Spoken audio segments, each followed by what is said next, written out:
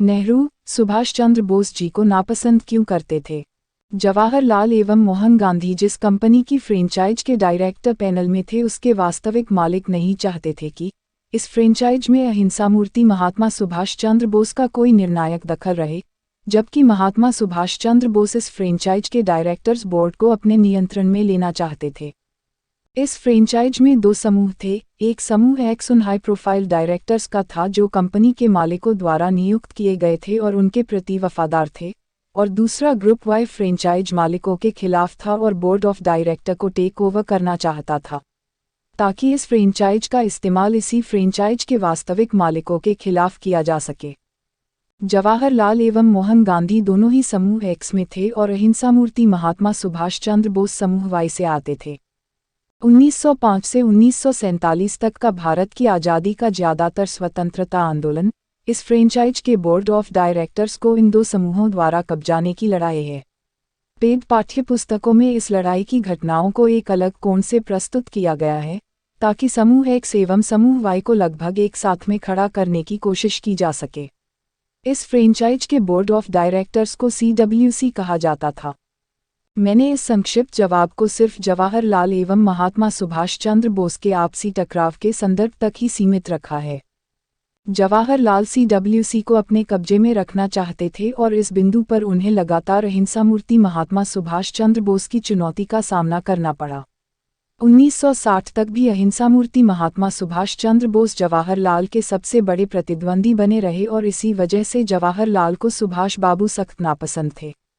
Section A 1936 एवं 1937 में CWC के चेयरमैन जवाहरलाल थे और 1938 में मोहन गांधी की सहमति से ही अहिंसा मूर्ति महात्मा सुभाष चंद्र बोस को चेयरमैन बनाया गया था। किंतु चेयरमैन बनने के साथ ही अहिंसा मूर्ति महात्मा सुभाष चंद्र बोस ने ऐसी गतिविधियां शुरू करनी प्रारंभ कर दी जिससे फ्रेंचाइज के मालिकों यानी गोरों को तकलीफ होने लगी थी। उन्होंने CWC के लाखों सदस्यों को यह सूचना देनी शुरू की कि हमें ब्रिटिश को खदेड़ने के लिए शस्त्र का प्रयोग करना चाहिए। साथ ही उन्होंने सदस्यों को सैन्य ट्रेनिंग देना भी शुरू किया। यहाँ तक कि जब मोहन भाई कंपनी के एक दल का निरीक्षण करने गए तो सदस्यों ने सैनिक सैल्यूट से उनका अभिवादन किया। दूसरे शब्दों में, अहिंसा मूर्ति महात्मा सुभाष चंद्र बोस CWC के लाखों सदस्यों का सैन्यकरण करने की कोशिश में थे।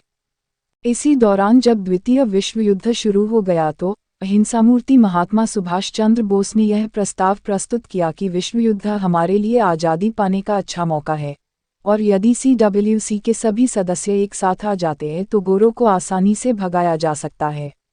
इस तरह के प्रस्तावों से गोरे नाराज हुए और उन्होंने मोहन, जवाहरलाल एवं अपने अन्य वफादारों से कहा कि वे अहिंसा मूर्ति महात्मा सुभाष चंद्र बोस को बोर्ड ऑफ डायरेक्टर्स से बाहर करें। जब 1939 में फिर से CWC चेयरमैन को चुनने की बारी आई तो मोहन ने अहिंसा मूर्ति महात्मा सुभाष चंद्र बोस को चेयरमैन बनाने का विरोध किया, लेकिन अहिंसा मूर्ति महात्मा सुभाष चंद्र बोस पीछे हटने को तैयार नहीं हुए। अंततः 1939 में CWC चेयरमैन के लिए चुनाव कराना तय हुआ। मोहन ने जवाहरलाल, अबुल कलाम आदि कई नेताओं को फॉर्म भरने को कहा, पर अहिंसा मूर्ति महात्मा सुभाष चंद्र बोस के सामने खड़ा होने को कोई तैयार न था। अंत में मोहन गांधी ने अपने एक कट्टर भगत पट्टाभी सीतारमैया को फॉर्म भरने को कहा। इनकी शक्ल देखकर आपको भी यही लगेगा कि खुद मोहन भाई ही चुनाव लड़ रहे थे। मोहन, जवाहरलाल समेत सभी आला पदाधिकारियों ने सीतारमैया के पक्ष में पूरे देश के दौरे किए, अखबारों में विज्ञापन लगाए गए और मोहन भाई ने यहाँ तक कहा कि मुझे देखकर सीतारमैया को वोट करो। पर मूवमेंट पिक नहीं हो रही थी और चुनाव के पहले मोहन भाई इस हद तक पहुंच गए कि उन्हें कहना पड़ा सीतारमैया की हार मेरी हार होगी। इसकी तुलना में अहिंसा मूर्ति महात्मा सुभाष चंद्र बोस के पास उतना बजट नहीं था और उनका प्रचार अभियान फीका रहा। CWC चेयरमैन के लिए देश के विभिन्न राज्यों के प्रतिनिधियों एवं कार्यकर्ताओं की वोटिंग होती थी। जब चुनावी नतीजे आए तो अहिंसा मूर्ति महात्मा सुभाष चंद्र बोस विजयी हुए और वे फिर से CWC के चेयरमैन बन गए। सीतारमैया को कुछ 1400 और सुभाष बाबू को 1600 के करीब वोट मिले। अब उनका प्रस्ताव था कि CWC को गोरों के खिलाफ जापान की मदद करनी चाहिए और गोरों को खदेड़ने के लिए बल प्रयोग करना चाहिए। चुनाव जीतकर अहिंसामूर्ति महात्मा सुभाष चंद्र बोस ने इस बात को कॉमन नॉलेज में ला दिया था कि देश के कार्यकर्ता मोहन भाई एवं जवाहरलाल की अहिंसा मूवमेंट को एक बकवास की नज़र से देखते हैं और वे अहिंसामूर्ति महात्मा सुभाष चंद्र बोस द्वारा बताए गए मार्ग के समर्थन में है। यह वो चित्र है जो भारत की आज़ादी की लड़ाई की असली तस्वीर दिखाता है। दरअसल CWC में मोहन गांधी एवं जवाहरलाल गोरों के माध्यम से ही टिके हुए थे। वे जानते थे कि यदि अहिंसामूर्ति महात्मा सुभाष चंद्र बोस ने गोरों को खदेड़ दिया तो उनके पास इतना जनाधार नहीं है कि वे बोर्ड ऑफ डायरेक्टर्स में रह सके। तब उनकी हैसियत एक सदस्य जैसी हो जाएगी, और यह बात चुनावी नतीजों में साबित हो चुकी थी। CWC में कुल 16 डायरेक्टर होते हैं। इनमें से 15 डायरेक्टर गोरों के वफादार थे। गोरों ने अपने वफादारों से कहा कि वे अहिंसामूर्ति महात्मा सुभाष चंद्र बोस की जीत के खिलाफ CWC से इस्तीफे दे दें। पर मोहन भाई इससे भी आगे निकल गए। मोहन भाई ने कहा कि सीतारमैया की हार मेरी हार है, इसीलिए मैं खुद भी इस्तीफा दूंगा। अंत में 16 में से 14 डायरेक्टर्स ने इस्तीफा दे दिया।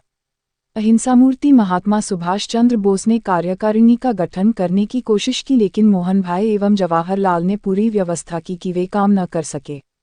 अंत में अहिंसामूर्ति महात्मा सुभाष चंद्र बोस कंट्रोल नहीं ले सके और उन्होंने CWC चेयरमैन के पद से इस्तीफा दे दिया। इस तरह 1939 में यह पहली दफ़ा था जब जवाहरलाल अहिंसामूर्ति महात्मा सुभाष चंद्र बोस के हाथों यह फ्रेंचाइज गंवाने वाले थे। यह वह निर्णायक मोड़ भी था जब आज़ादी भारत के बेहद करीब थी। यदि मोहन भाई एवं जवाहरलाल अडंगे नहीं लगाते तो अहिंसामूर्ति महात्मा सुभाष चंद्र बोस भारत की सबसे बड़ी सदस्य संख्या वाली इस फ्रेंचाइज को लगभग टेक ओवर कर चुके थे। और यदि अहिंसामूर्ति महात्मा सुभाष चंद्र बोस इस पर कमांड बना लेते तो या तो साल 6 महीने में गोरे अपना बोरिया बिस्तर बांधकर निकल लेते या फिर होलसेल में कत्ल कर दिए जाते। Section B. जब अहिंसामूर्ति महात्मा सुभाष चंद्र बोस ने देखा कि गोरों ने उन्हें काफ़ी कसकर सर्विलांस में ले लिया है और अब भारत में रहते हुए वे कोई मूवमेंट खड़ी नहीं कर पाएंगे, तो उन्होंने देश छोड़ दिया और सैन्य कार्यवाही द्वारा गोरों को खदेड़ने की योजना पर काम करना शुरू किया। लेकिन इसके लिए उन्हें धन की जरूरत थी। सरदार पटेल के बड़े भाई विठल भाई पटेल लंदन में उद्योगपति थे और उनके पास काफ़ी पैसा था। वे जानते थे कि भारत में अमुक फ्रेंचाइज को जवाहरलाल मोहन भाई एंड कंपनी ने कब्जे में ले रखा है और स्वतंत्रता आंदोलन के नाम पर अच्छा खासा टाइम पास कर रहे हैं। निदान जब उनका निधन हुआ तो उन्होंने वसीयत में अपनी सारी मिल्कियत का वारिस अहिंसामूर्ति महात्मा सुभाष चंद्र बोस को बना दिया। पर्याप्त मात्रा में धन आ जाने के कारण सेना खड़ी करने की स्पीड में काफ़ी तेजी आ जाती, जिससे गोरों को नुकसान होता। गोरों ने जवाहरलाल मोहन गांधी एंड कंपनी को चाबी दी कि वे सरदार पटेल को वारिसान का दावा करने के लिए बाध्य करें। जवाहरलाल जानते थे कि यदि सुभाष बाबू ब्रिटिश को खदेड़कर आज़ादी दिला देते हैं तो उनके हाथ से फ्रेंचाइजी को एक्सक्लूसिवली कब्जे में लेने के अवसर सिकुड़ जाएंगे। सरदार पटेल ने अहिंसामूर्ति महात्मा सुभाष चंद्र बोस को इस संपत्ति से वंचित करने के लिए वारिस का दावा ठोका। इस मुकदमे के कारण अहिंसामूर्ति महात्मा सुभाष चंद्र बोस विठल भाई की संपत्ति से वंचित हो गए और सेना खड़ी करने की मुश्किलें और भी बढ़ गई। जब भारत में अंतरिम सरकार का गठन हुआ तो अक्टूबर में सरदार पटेल ने घोषणा की कि कथित विमान दुर्घटना में अहिंसामूर्ति महात्मा सुभाष चंद्र बोस के मारे जाने की खबर की पुष्टि करने के लिए हमारे पास कोई विश्वसनीय साक्ष्य उपलब्ध नहीं है। किंतु जवाहरलाल ने नवंबर में सरदार पटेल के बयान को पलट दिया और किन्हीं नई अन्य सूचनाओं, साक्ष्यों एवं संकेतों के प्राप्त न होने पर भी यह घोषणा कर दी कि सुभाष बाबू विमान दुर्घटना में मारे गए हैं। विश्वसनीय संकेत है कि तब तक जवाहरलाल को यह मालूम हो चुका था कि सुभाष बाबू को कैद कर लिया गया है, अतः अब वे निकट भविष्य में सामने आने वाले नहीं हैं। अतः गोरों की सहमति से उन्होंने यह घोषणा कर दी। मृत्यु की घोषणा के बाद जनता अहिंसामूर्ति महात्मा सुभाष चंद्र बोस को स्मृति के रूप देखने लगी और जवाहरलाल के फ्रेंचाइज हथियाने का रास्ता एक तरह से साफ हो गया। हालांकि बाद में उन्हें पटेल की ओर से चुनौती का सामना करना पड़ा, लेकिन टाटा, बिरला, गोदरेज, साराभाई आदि उद्योगपतियों ने पटेल को पीछे हटने के लिए राजी कर लिया था। संकेतों के आधार पर कई लोगों का मानना है कि अंत में पटेल को धीमा जहर दे दिया गया था, जिससे उनकी मृत्यु हो गई। क्योंकि यदि पटेल अगले आम चुनाव तक टिक जाते तो जवाहरलाल एवं गोरों के लिए समस्याएं खड़ी हो सकती थी। सेक्शन सी 1947 में जब गोरे गए तो फ्रेंचाइज जवाहरलाल एवं अपने अन्य वफादारों को पकड़ा गए और उन्होंने यह भी सुनिश्चित किया कि सरकार के महत्वपूर्ण पदों पर उनके वफादारों की नियुक्ति हो।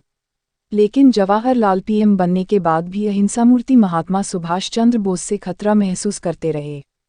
इस तरह के काफ़ी विश्वसनीय संकेत है कि अहिंसामूर्ति महात्मा सुभाष चंद्र बोस स्टालिन की कैद में थे, किंतु इस बारे में कोई सुराग नहीं है कि क्या वे अंत तक स्टालिन के पास ही रहे या स्टालिन ने किसी समझौते के तहत अहिंसामूर्ति महात्मा सुभाष चंद्र बोस को ब्रिटिश के हवाले कर दिया था।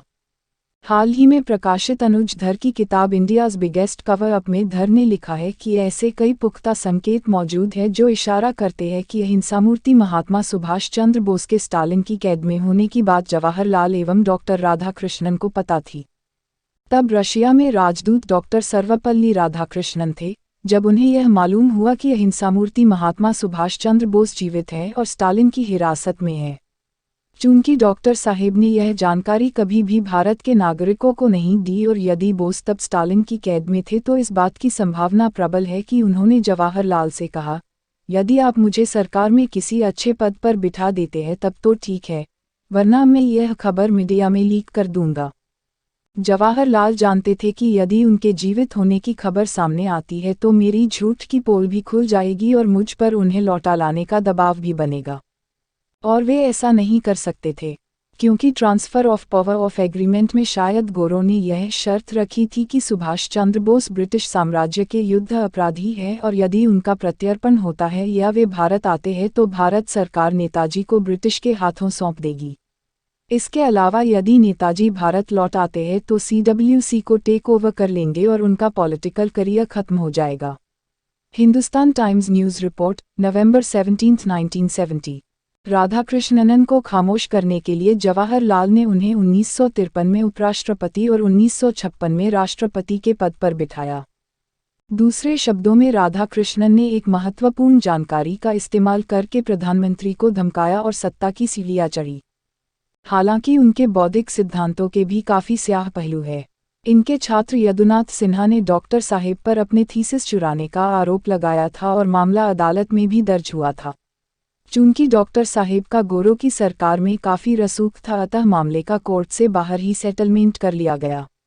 अपने छात्र की थीसिस चुराकर अद्वैत वेदांत इसी टाइप का कोई सिद्धांत अपने नाम से छापने का काफ़ी विश्वसनीय आरोप झेलने वाले इन्हीं डॉक्टर साहेब के जन्म दिवस को हम 5 सितंबर को शिक्षक दिवस के रूप में मनाते हैं। हालांकि बौद्धिक चोरी चकारी का यह आरोप डॉक्टर साहेब पर कभी साबित नहीं हो पाया, किंतु थीसिस चोरी के पूरे मामले को आप यदि गहराई से पढ़ेंगे तो यह साफ नजर आता है कि डॉक्टर साहेब का पलड़ा काफ़ी कमज़ोर था। मतलब यह फर्जी मुकदमा नहीं था। इस मामले से संबंधित डिटेल के लिए आप गूगल कर सकते हैं। एक लिंक मैं यहाँ दे रहा हूँ। बहरहाल, इसमें कोई शक नहीं कि डॉक्टर साहेब गोरों के काफ़ी वफादार थे और गोरे उन्हें कई तरह के अवार्ड वगैरह देकर नवाजते रहते थे। माना जाता है कि उन्हें रशिया में राजदूत के पद पर गोरों के कहने पर ही लगाया गया था, ताकि रूस से संबंधित मामलात वे सीधे गोरों को रिपोर्ट करते रहे। तो जवाहरलाल के पास सुभाष बाबू को नापसंद करने के लिए कई वजहें थी और मेरे विचार में सभी वजहें वाजिब थी। दुनिया इसी तरह से चलती है, जिसे जिस तरह का मौका मिलता है वह अपनी शक्ति बढ़ाने के लिए मौक़ों का इस्तेमाल करता है। तो ठीक है, जवाहरलाल अपने तरीके से अपने हितों को डिफेंड कर रहे थे। इस चक्कर में यदि आज़ादी में विलंब हो रहा था तो यह समझने की ज़रूरत है कि इससे जवाहरलाल को कोई नुकसान न था। उनका टारगेट CWC पर कब्जा बनाए रखना था। यहाँ एक कैफियत देना यह जरूरी है कि इस फ्रेंचाइज में लाखों आम भारतीय जुड़े हुए थे और इसके सदस्य भी थे, किंतु इनका उद्देश्य भारत की आज़ादी की लड़ाई में योगदान देना ही था। मतलब वे इस पावर गेम से बाहर थे। जिन निस्वार्थ सदस्यों को अमुक फ्रेंचाइज के निदेशक मंडल की यह पॉलिसी समझ आ जाती थी, वे या तो इसकी सदस्यता छोड़ देते थे या फिर कोई न कोई तिकदम लगाकर फ्रेंचाइज को टेक ओवर करने की कोशिश करते थे, ताकि इसका इस्तेमाल करके गोरों को खदेड़ा जा सके। सुभाष बाबू और जवाहरलाल में यही टकराव चल रहा था और अहिंसामूर्ति महात्मा सुभाष चंद्र बोस जवाहरलाल को चित करने के सबसे करीब पहुंच गए थे। जवाब में प्रयुक्त कुछ शब्दों एवं विवरणों के बारे में स्पष्टीकरण। फ्रेंचाइज कांग्रेस की स्थापना अंग्रेजों ने करवाई थी, यह एक तथ्य है। पेड इतिहासकारों ने अपनी पटकथा में नागरिकों को यह गोली देने की कोशिश की है कि बाद में कांग्रेस गोरों के नियंत्रण से बाहर चली गई थी। इतनी बड़ी बकवास सिर्फ इतिहास के विशेषज्ञों को ही हजम हो सकती है। बीच में जब जब कुछ निस्वार्थ सेनानियों ने कांग्रेस को टेक ओवर करने का प्रयास किया तब उन्हें कांग्रेस से बाहर हो जाना पड़ा। इस लड़ाई में सबसे करीब अहिंसामूर्ति महात्मा सुभाष चंद्र बोस पहुंचे थे। तो मेरे मानने में कांग्रेस एक स्वतंत्र संगठन नहीं था। इस पर गोरों का कठोर नियंत्रण था और यह नियंत्रण निरंतर बना रहा। इसीलिए मैंने कांग्रेस को गोरों की फ्रेंचाइज कहा है। अधिक जानकारी के लिए लिंक खोलें।